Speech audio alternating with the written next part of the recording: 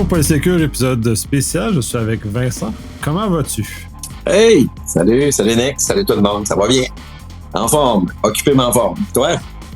Parfait. La même chose que toi, occupé et en forme. Heureusement, les deux sont réunis. Sinon, ça serait plus triste que ça.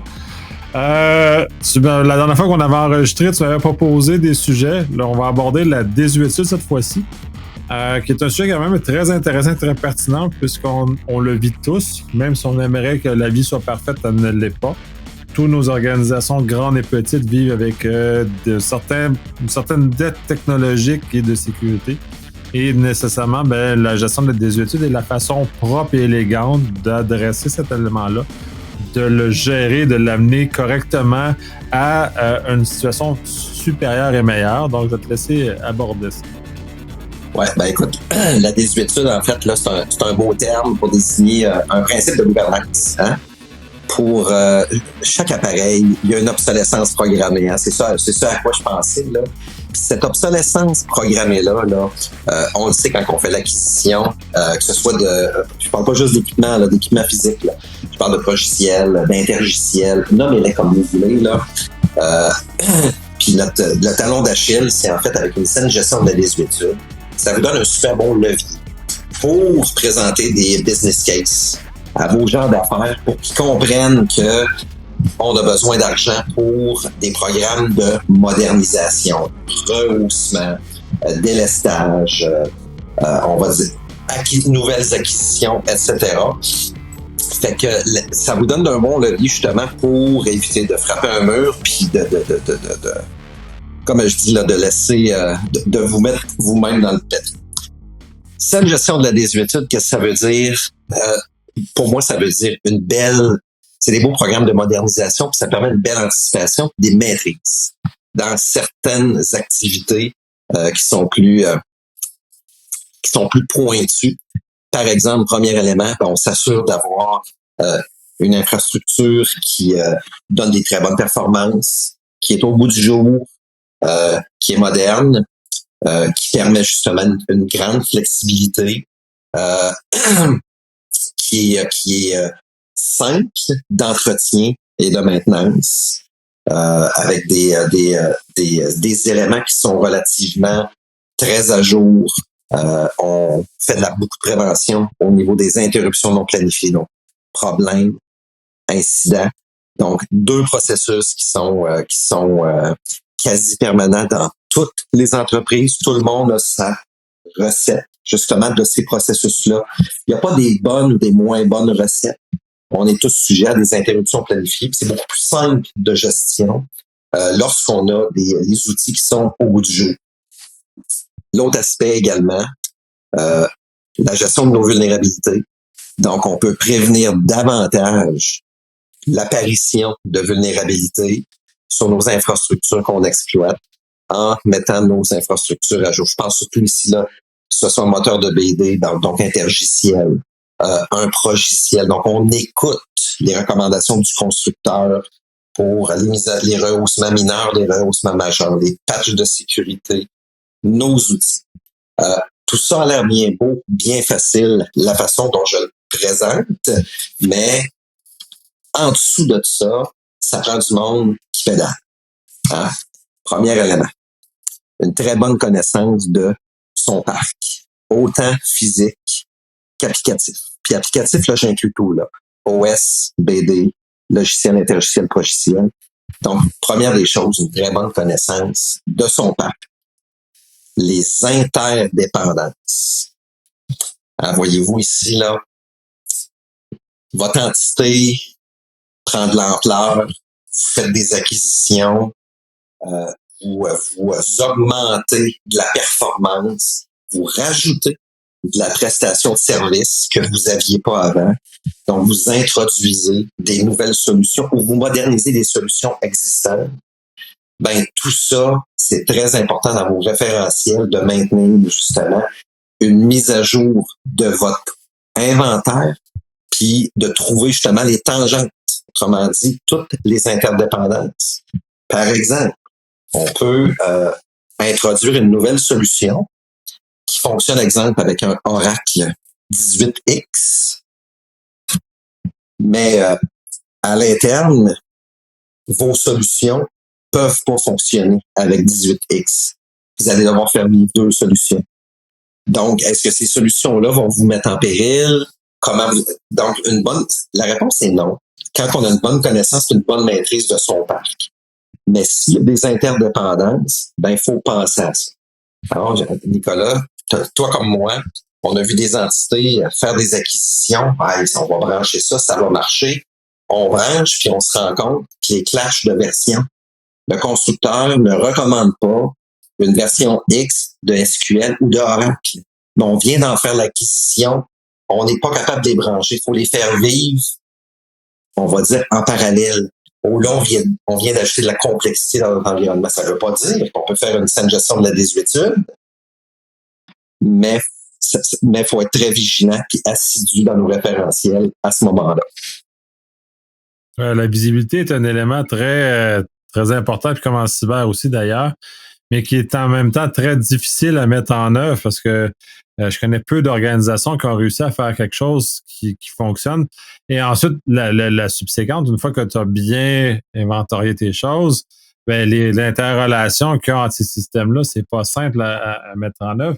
Puis ben là, tu dis effectivement, ben là, l'Oracle, c'est facile de le nommer, mais il y en a d'autres aussi qui, quand on augmente les versions, mais les logiciels qui reposent sur les versions antérieures ne suivent pas nécessairement. Donc, des fois, on n'est pas capable d'avancer en termes de version d'Oracle en même temps que le marché, puisque les logiciels qui dépendent ont des dépendances très fortes avec d'anciennes versions. Puis, vaut mieux le savoir d'avance, donc l'inventorier, les relations, et ainsi de suite, que d'arriver, faire la migration, puis pouf, devoir revenir en arrière parce qu'on n'a pas cette connaissance-là et on était un peu cow-boy dans la mise à jour en question du nouveau jouet dans lequel on est en train de déployer. Là. Non, mais écoute, d'où l'importance, justement, d'avoir vos experts, justement, vos experts au niveau de vos solutions, puis vos architectes. Vos architectes vont être capables de créer vos différents liens, vos interdépendances. Et puis ensuite de ça, le travail, c'est de regarder, est-ce qu'on a des fins de vie annoncées? Est-ce qu'on a des mises à jour annoncées pour certains produits X, Y, Z? Puis les FAQ sont tellement importants à les lire parce que si vous décidiez, par exemple, de dire, j'aimerais ça unifier mon moteur de BD Oracle SQL, peu importe la nature de votre moteur, ben regardez les compatibilités avec vos logiciels interlogiciels. Même scénario, en connaissant bien votre parc, en faisant une saine gestion de la désuétude aussi, puis vos projets de modernisation, ben les FAQ vont vous le dire. Quand on veut rehausser une version supérieure, il y a des fonctionnalités puis des goodies, des objets brillants, on va dire ça comme ça, qui sont intéressants, qui sont à valeur ajoutée pour votre prestation de service. Ben, des fois, ça vient aussi avec un rehaussement majeur de vos versions de BD. Mais encore là, comme j'expliquais, que ce soit je vais appeler ça les cartes de service, on va appeler ça les seringues, on va appeler ça comme vous voulez. Ben, il faut vous assurer justement qu'au niveau de vos dépendances, vous introduisez pas un problème qui va avoir un effet domino dans un autre secteur, par exemple. Puis, essayez de penser en amont. Pensez pas 1 an d'avance.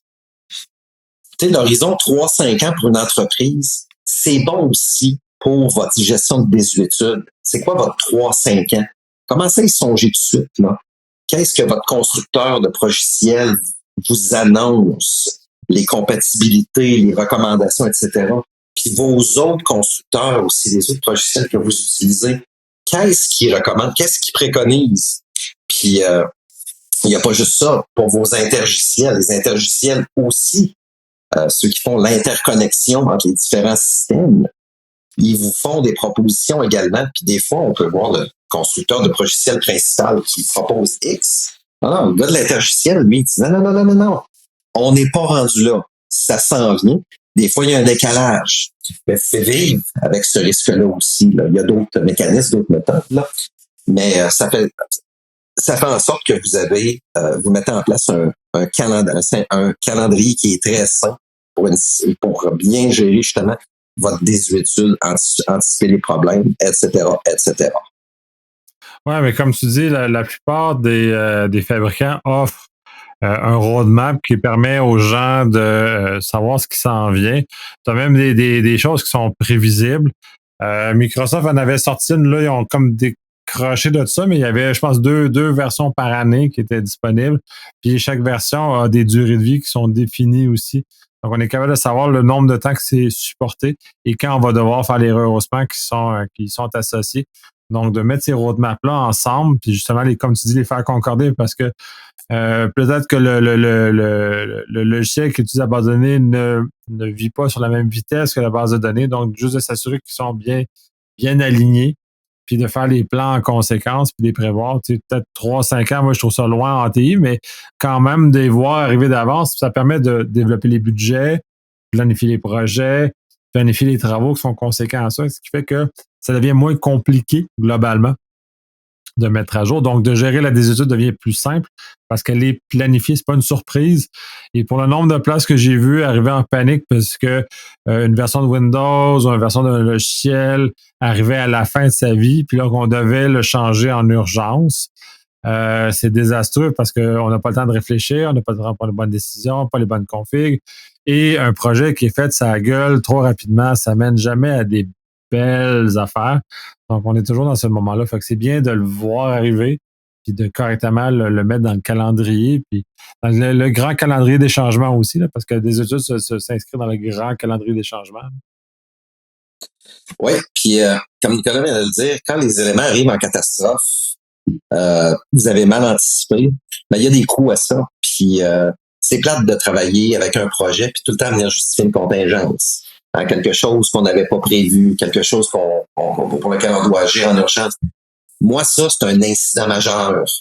Mais quand on a nos technologies, puis on a une belle visibilité, puis on anticipe le rehaussement, le ci et le ça, c'est pas que c'est pas normal d'arriver avec des contingences puis en urgence. Ça va arriver. Ça va arriver. Mais il faudrait pas que ça soit coutume, par exemple. Comme disaient nos parents, là, faudrait que ça soit l'exception et que ça ne devienne pas la règle. Oui, ça prend de la contingence dans un projet. Ça, c'est une chose.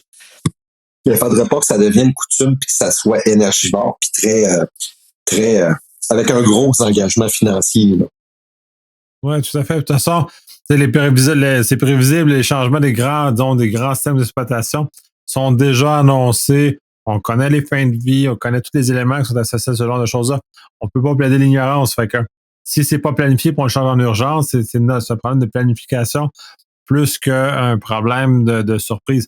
C'est comme tu le mentionnes, il y a des exemples ou il y a des contre-exemples de compagnies qui, du jour au lendemain, vont décider d'abandonner une version ou du jour au lendemain vont décider d'abandonner un produit ou vont le migrer de façon à changer les licences. On l'a vu avec VMware notamment dernièrement, où Broadcom a décidé de changer le licensing overnight et là, ça place la situation les compagnies dans un état d'urgence parce que là, il y a des décisions qui n'étaient pas faciles d'anticiper. Mais pour les autres, quand on a des fonctions qu'on voit dans l'open source, normalement, les LTS et long-term support, là, c'est-à-dire que les logiciels qui sont les versions notamment d'exploitation qui sont prévisibles, de façon prévisible, disponibles pendant plusieurs années, sont supportés pendant plusieurs années, donc on peut pas arriver. Fait que on peut arriver genre à minuit moins un puis dire ah oups, non oups c'est toi, c'est toi qui as mal planifié. C'est d'où l'importance d'avoir puis de lire comme tu mentionnes, de faire ses calendriers, d'être vigilant. Puis j'arrive à une autre déclinaison. Là, la mode, c'est plus d'avoir sa salle de serveur. Moi, je trouvais ça très cool quand on avait notre salle de serveur. C'est beau, ça flash, il vente, il fait 18 degrés, il y a de la lumière partout. On a fret aux pieds, les planchers sont surélevés, il y a des fils. Là, la tendance, c'est beaucoup les fournisseurs externes. Soyez dans votre parc puis votre inventaire, soyez rigoureux. Vos fournisseurs aussi font partie intégrante de votre parc, qui vous fournissent de l'infrastructure physique, ou tout simplement virtuel, donc OSBD interlogiciel, ou directement vos applications qui sont déposées dans leur solution infonuagique.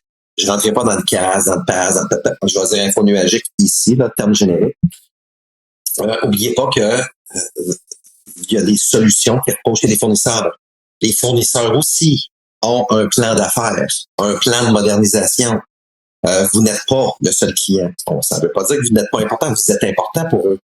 Mais ils ont aussi un plan de modernisation. Faites attention. Faites-vous des tables de gouvernance pour être capable de discuter de certains sujets, pas juste des comités opérationnels où, bon, il est arrivé un incident, on l'a géré, il y a eu un problème, on l'a géré, ben, tu m'as fait une map qui a fait scraper ça. C'est pas juste ça, c'est aussi, hey, c'est quoi votre vision, la compatibilité avec nos outils? Hey, parlez-en avec eux autres, synchronisez vos calendriers, puis amenez de l'eau au moulin avec leur information aussi. Là. Ils font partie intégrante justement de vos différents plans de modernisation et de votre gestion de désuétude. Ça se peut que un fournisseur n'ait pas aucun investissement pour les 2 à 3 prochaines années. Donc, vous êtes coincé avec une version X. Tout ce qu'ils vous promettent, c'est des patchs de sécurité. La seule chose que vous pouvez faire. Mais vous avez une dépendance avec un autre outil à l'interne qui, lui, vous devez le faire évoluer. OK, c'est quoi le plan B? Ça vous prend un plan B. Faites pas juste dire on va accepter le risque. Non. Ça se peut que ça soit ça. C'est vrai, ça se peut. Mais ça prend le plan B, ça prend l'analyse qui a tout regardé, les avenues possibles, les coûts, puis par pitié, n'arrivez pas avec un coût, puis vous partez ça comme levier au secteur affaires. Non, ça prend la valeur ajoutée là, qui vient avec le coût aussi. Il faut pas que ça passe dans la réserve, puis qu'il n'y ait plus d'argent pour l'année prochaine. Là. Oui, ben il y a des vraies analyses. Là. Faut pas arriver comme ça la gueule.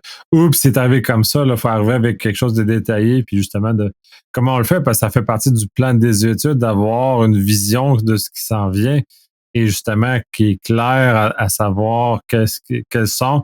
Si on s'en va juste sur du support long terme, justement des correctifs de sécurité, ou si on va sur une nouvelle version avec les nouvelles lumières et les nouveaux gadgets qu'on va y trouver aussi. Puis faut le vendre au business que les nouveaux gadgets servent à quelque chose parce que des fois, juste le plan de support à long terme est suffisant pour peut-être probablement 80% des applications ou des clients à faire. Donc, justement, il y a tout ce défi-là de discussion à avoir, puis d'analyse de risque, puis de savoir ce qui se passe, puis ainsi de suite. Là. Vous savez, ici, quand je parle du fournisseur externe, je parle pas d'une gestion de risque du fournisseur. Je parle vraiment de comprendre sa vision court, moyen, long terme pour vous assurer de vous synchroniser. Vous synchronisez peut-être que par pure magie, il abonde dans le même sens que vous autres, vous avez le même calendrier, mais étant donné qu'il y a de plus en plus de fournisseurs très spécialisés et très génériques, puis les gens ont beaucoup tendance à justement délester de l'infra pour l'envoyer chez ces fournisseurs-là. Vous ajoutez une forme de complexité aussi. Faites attention à ça. Il faut vous assurer qu'effectivement, votre visibilité sur votre parc, la donnée que vous avez soit intégrale, intègre et tout le temps à jour pour justement rentrer ça dans votre modèle de gestion de désuétude pour justement anticiper. La désuétude, c'est de l'anticipation. Hein? C'est pas d'avoir une machine. C'est pas d'avoir une Pentium 133 puis de passer à 166 puis après ça, c'est le 266 MMX puis tu te souviens de ça, hein? Ouf, ça fait 20-25 ans ça. Oh là là. Puis après, ça fait longtemps, c'est plus 25 que 20 là. Puis c'était le fun à l'époque. Wow, hey, je suis rendu à 8 GB de RAM, mon homme, oh yes, DIN, mini-DIN, patati patata. C'est pas ça, là. C'est de vous assurer, hey, y a-tu un moment donné où je vais avoir une coupure, puis il y a 1 ou 2 ou 3 services que je livrerai plus, ou je vais les livrer, mais je me mets à risque.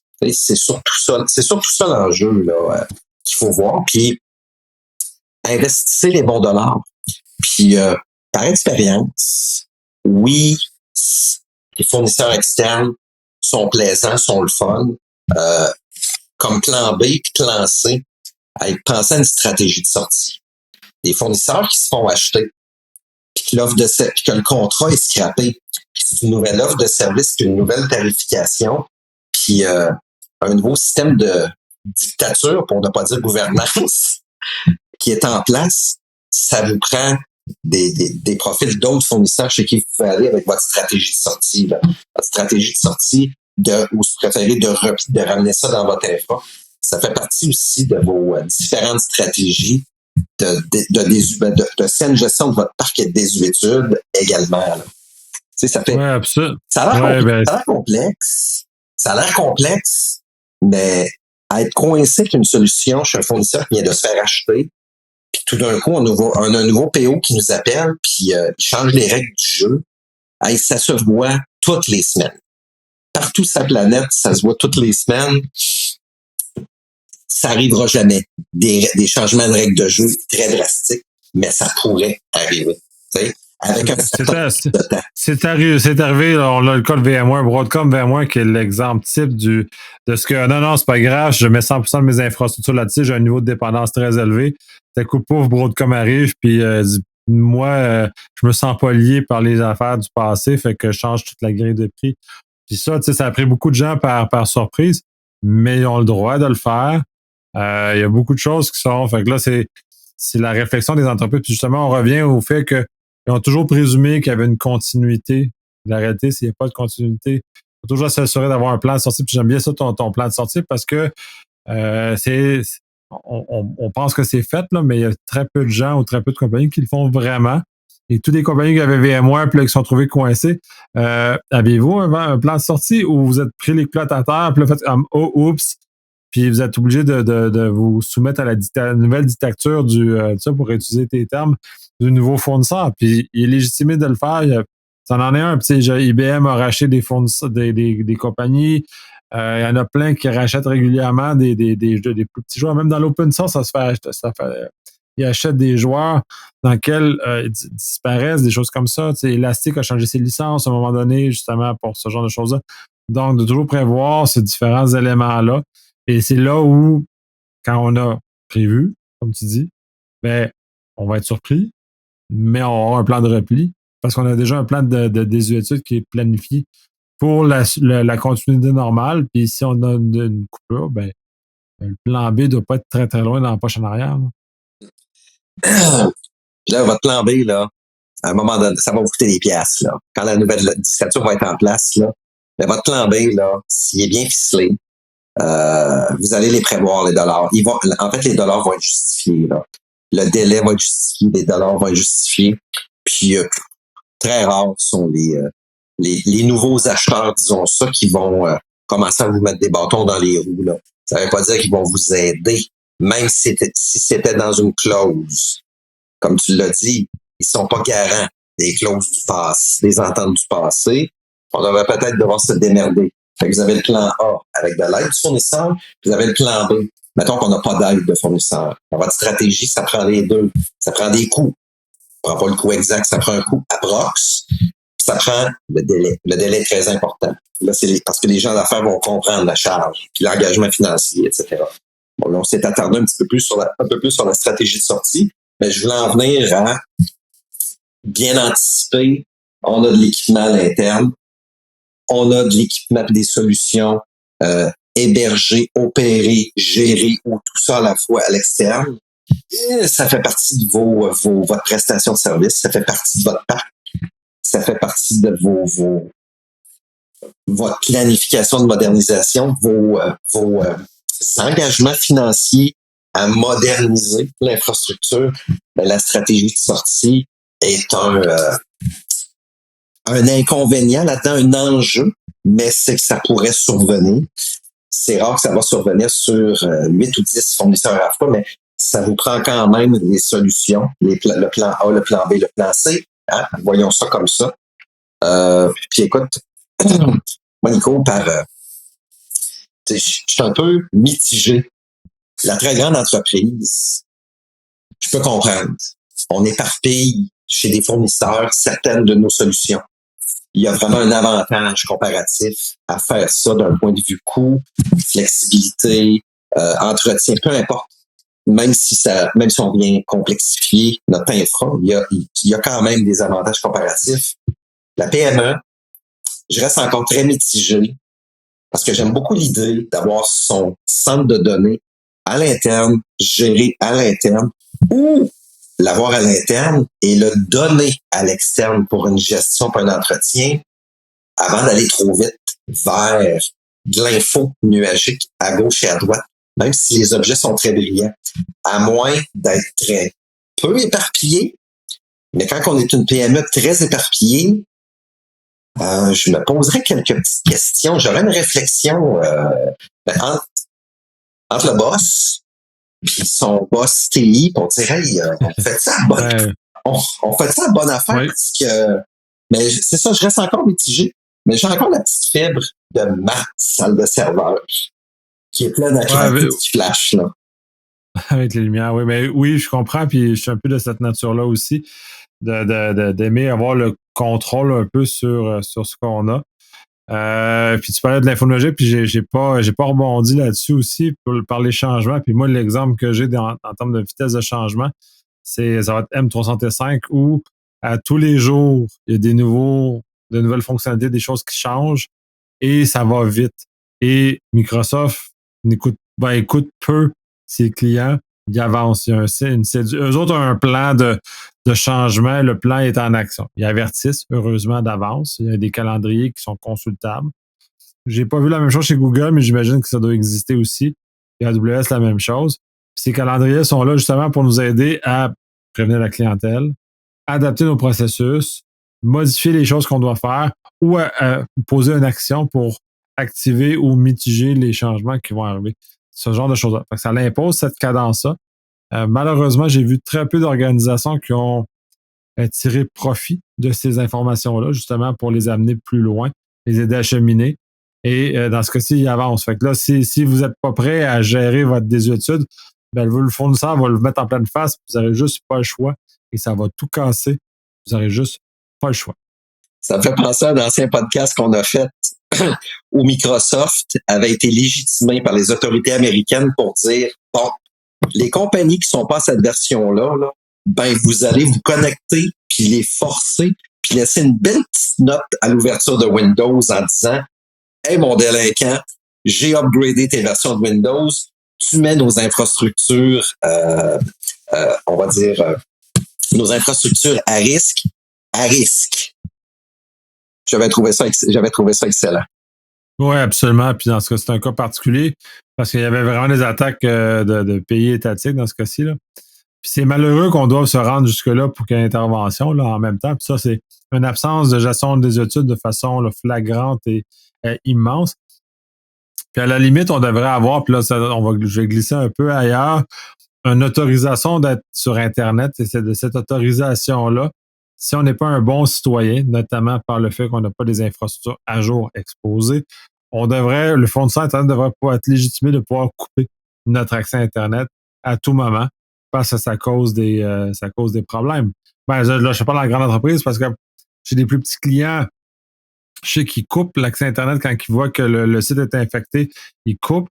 Mais dans les plus gros clients, ils font pas ce genre de choses-là. Donc, d'avoir à ce moment-là comment on peut trouver un élément où les fournisseurs Internet avec les forces de l'ordre ou peu importe la mécanique qu'on met en place soient capables d'intervenir et de dire ah, toi, t'es pas à jour, puis on coupe, t'as pas le droit d'avoir accès à Internet tant que tes infrastructures sont pas à jour. C'est un exchange sale, il est sale.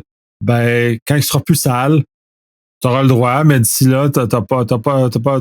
T'as pas le droit, c'est tout. C'est comme sur la route, on peut pas conduire dans n'importe quelle condition. On est autorisé selon certaines choses. Donc, si on respecte pas les règles, on peut pas conduire. C'est la même. Tant qu'à moi, c'est un peu la même chose, mais bref, c'est une petite écartade. Écoute, c'est éveillé ce que tu dis là. Écoute, c'est très, tu sais, I'm about to drop the hammer and disperse some undiscriminated justice. Hein? Comme dirait. Pas très loin, mais en même temps, c'est. Oui, absolument. Puis dire là, c'est une forme de négligence qu'on a. On peut le voir de plusieurs façons. Puis je pense qu'il est temps qu'on intervienne dans des collectivités parce que la quantité de problèmes qu'on a, là, ça c'est bien parce que là, on vient d'aborder la gestion des études de façon organisée, ordonnée. c'est bien parce que ça va l'amener dans une place qui ne fait que ces organisations-là qui font ce genre de planification-là se trouvent pas être dans la liste des serveurs qui sont fermés en urgence par le FBI parce que c'est dangereux, parce que c'est ainsi de suite. Fait qu'eux, ils sont organisés, mais ceux qui sont négligents, ben ceux-là, on doit trouver à les punir d'une façon ou d'une autre parce que ils nuisent à l'ensemble, ils nuisent à la collectivité en agissant de façon négligente. C'est sans dire que je compare ça nécessairement, c'est peut-être un peu ça, qu'on compare ça à l'alcool au volant, mais ça va plus loin, ça va plus dans le sens d'une conduite dangereuse et négligente face à ça, le non-respect des stops, des lumières, des limites de vitesse et ainsi de suite pour être plus rapproché par rapport à. Fait que ces gens-là, oui, mais si on te pogne, ben, il faut que tu payes, parce que tu n'as pas Écoute, respecté les je règles. vais te donner un exemple très, très concret. Pas expérience vécue. Tout le monde connaît le rançon logiciel. Hein? La prise en otage, le mécanisme de prise en otage de vos données. Comme Nicolas dit, vos systèmes sont vulnérables, vous êtes négligent, vous êtes cow-boy. Sachez ceci, hein, vous êtes branché chez un fournisseur. Le fournisseur est peut-être pas est peut-être bien équipé pour anticiper le rançon logiciel, mais peut-être que ces mécaniques peuvent pas. Il y a peut-être des trous dans sa mécanique. Vos clients qui se connectent chez vous, vos fournisseurs chez qui vous êtes connectés. Là, tout ça est bidirectionnel. Le rançon logiciel, c'est quand vous êtes le petit voyou, le petit bandit au travers de ce groupe-là, ben, vous êtes probablement le vecteur d'infection qui peut avoir un effet domino. Imaginez, vous êtes un client chez un fournisseur Internet majeur, là, Bell, TELUS, Rogers, Vidéotron. Bon, j'ai nommé les 4 majeurs canadiens. Quelqu'un chez vous, vous savez pas qui, intercepte un rançon logiciel, clique dessus, commence à infecter, commence à traverser les mailles du filet, débarque chez le fournisseur n'est pas capable de l'intercepter à temps, infecte de façon aléatoire, parce que même ça marche. Peut-être des clients particuliers, peut-être des entreprises à gauche et à droite. Il y a des bonnes chances qu'on remonte jusqu'à vous, puis qu'on vous traîne en justice pour avoir des dollars. Pas pour vous mettre en prison, pour avoir des dollars, puis vous exposer comme étant un voyou. Ben moi, c'est le rançon logiciel qui est tellement aléatoire et imprévisible, a des peu importe sa mécanique, sophistiquée, advanced threat, patente à gosse ou très simple, les répercussions pouvaient être un vecteur justement d'infection à grande échelle. Oui, absolument, mais là, on a complètement dévié de la gestion de la désuétude. Revenons un peu à la gestion de la désuétude. Moi, j'ai rien à ajouter. Est-ce que tu avais couvert l'ensemble de ce que tu t'avais ou un mot pour fermer? La seule chose, c'est l'idée est simple, la mise en place est complexe. Vous pouvez vous permettre des erreurs quand vous voulez mettre une mécanique comme ça en place. Soyez indulgents, là, puis faites pas juste des essais-erreurs, là, apprenez de vos erreurs aussi. Mais l'objectif au bout, là, c'est que vous allez maintenir justement une belle cadence dans la modernisation de votre infra, puis vous allez avoir un meilleur contrôle sur vos dollars dépensés pour la valeur ajoutée que vous offrez justement à votre infrastructure. Meilleure protection, meilleure performance, meilleure disponibilité, meilleure sécurité, les interventions amoindries, donc interventions que j'appelle standard, entretien et maintenance régulière, et non problème incident à tout bout de champ. Vous allez être capable de voir justement avec vos investissements une réduction justement des interventions qui sont dolles et plates comme incidents et problèmes. Vous allez avoir un parc qui va être beaucoup plus stable. Vous allez donner beaucoup plus des indicateurs de stabilité aussi à votre infrastructure. Puis, au bout du compte, ben, c'est vos clients qui vont aussi, par ricochet, en bénéficier là, lorsqu'ils vont demander de la prestation de service. les systèmes vont être disponibles, ils vont être performants, la qualité de l'information va être là, puis vos employés de première ligne, c'est rare qu'ils vont se plaindre. Oui, absolument. Puis un des éléments que tu n'as pas mentionné, c'est la réduction des coûts. Ce qui a l'air d'un exercice qui va coûter. Et oui, il y a des coûts de mise en place, mais une fois que c'est déployé, il y a une réduction de coûts parce qu'on n'est plus dans l'urgence, on est dans le planifié, on voit les coûts arriver. Donc, on est capable de planifier correctement et donc de réduire à terme les coûts que les compagnies qui ne vivent comme des pompiers qui éteignent des feux tout le temps et à régler des problèmes ça gueule qui font juste courir au prochain problème. Une gestion de problème incident, on entend parler souvent, là, c'est une mécanique, on n'a pas le choix. Voyez ça comme un sinistre. Hein?